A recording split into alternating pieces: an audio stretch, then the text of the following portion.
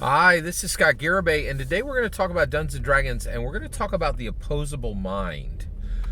So I've been watching The Peripheral, and actually, I'll make it so that there aren't really any spoilers in this for The Peripheral, because I only need to talk about one section. So from the show The Peripheral, which is based off a fantastic book, I read the book, and I'm really enjoying the show. And one of the characters in The Peripheral talks about how humanity's greatest woes started with the opposable thumb, right? And the reason why the opposable thumb got humans into trouble was this ability to grip, right?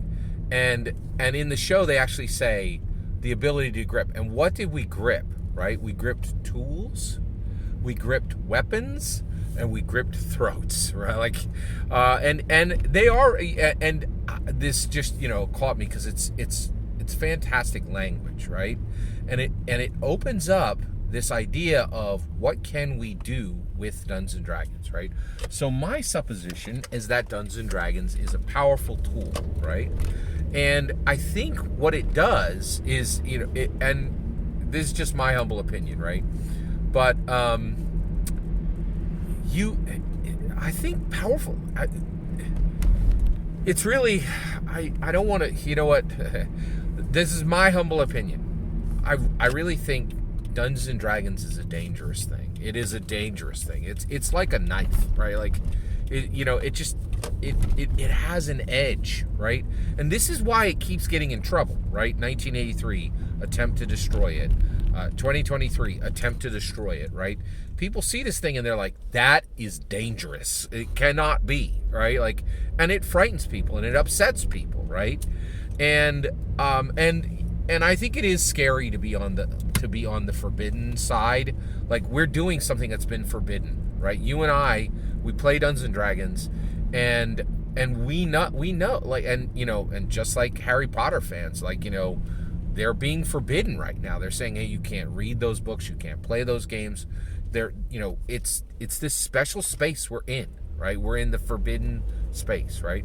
And I really think this comes from this perspective of Dungeons and Dragons has an element of danger to it, right? And actually, is it even debatable anymore? We're now openly talking about safety tools, right? There's this element of danger because it is this incredibly powerful thing. So here's the issue, right? So Dungeons and Dragons, I think, puts us in a position to have an opposable mind, right?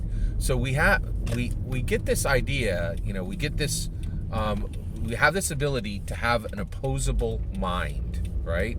And so we are always, Dungeons & Dragons moves us into this space where we start to really think a lot about intangible actions, right? And thinking is no small thing. Thinking is huge. It's a really big deal, and this ability to have an opposable mind, right?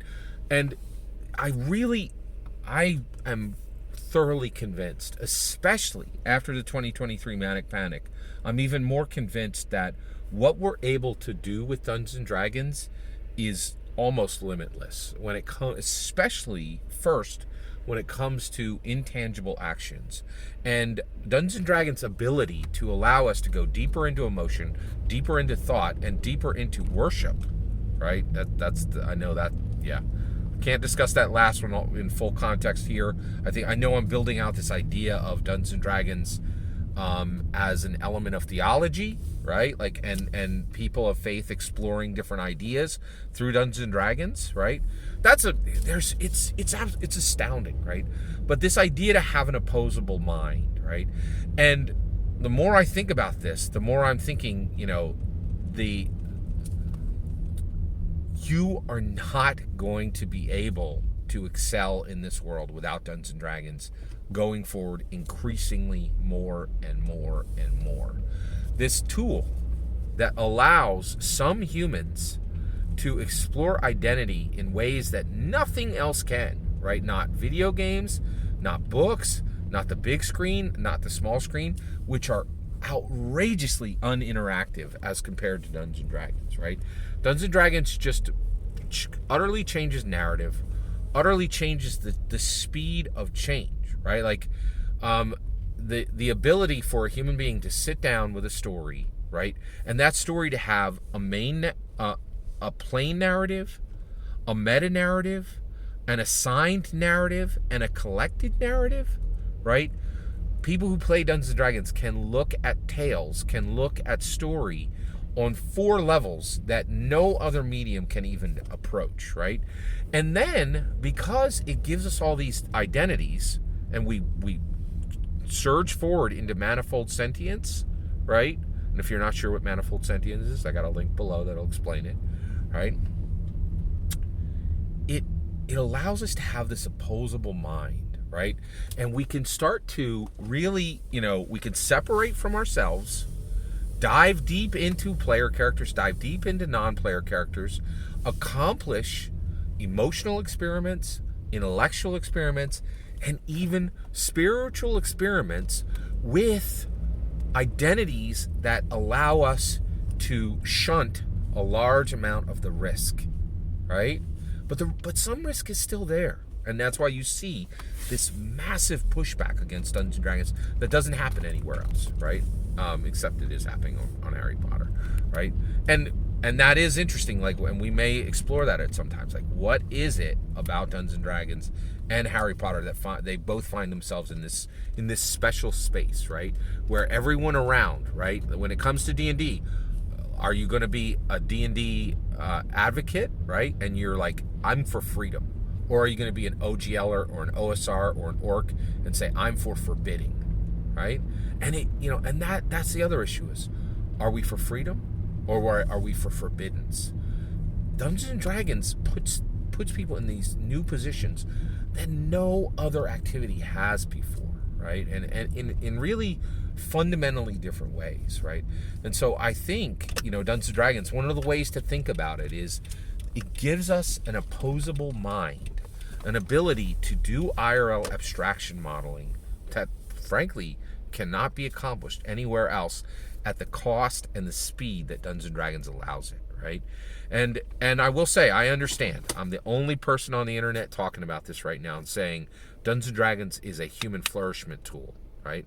It's not for therapy. It's not for fun. It is for human flourishment, in my humble opinion, right? It was built that way by Gary Gygax.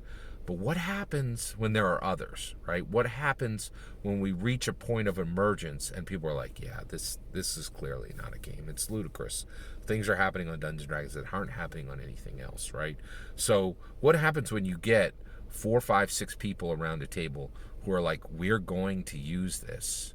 We're going to apply our opposable mind.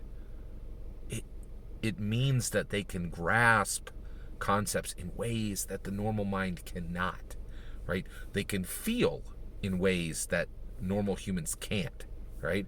And they can worship in ways that normal people can't. I'm an evangelical Christian, and I understand, right? Hey, wait a second. You're talking about D&D from the perspective of worship, right? Well, guess what? I'm a follower of Jesus Christ. That dude was highly disruptive. So a little bit disruption don't scare me. Right? Thanks for letting me share these thoughts with you. The point of this video is, I think once you go into D&D and you start to think of it from a human flourishment tool, you gain an opposable mind, right? Normal humans only have one mind. Dungeon masters, engaged Dungeons and Dragons players, an opposable mind. Every word of that is my humble opinion. What's important is when I get to hear your humble opinion. When you get in the comments and send your traffic. Please consider subscribing and have a wonderful millennium.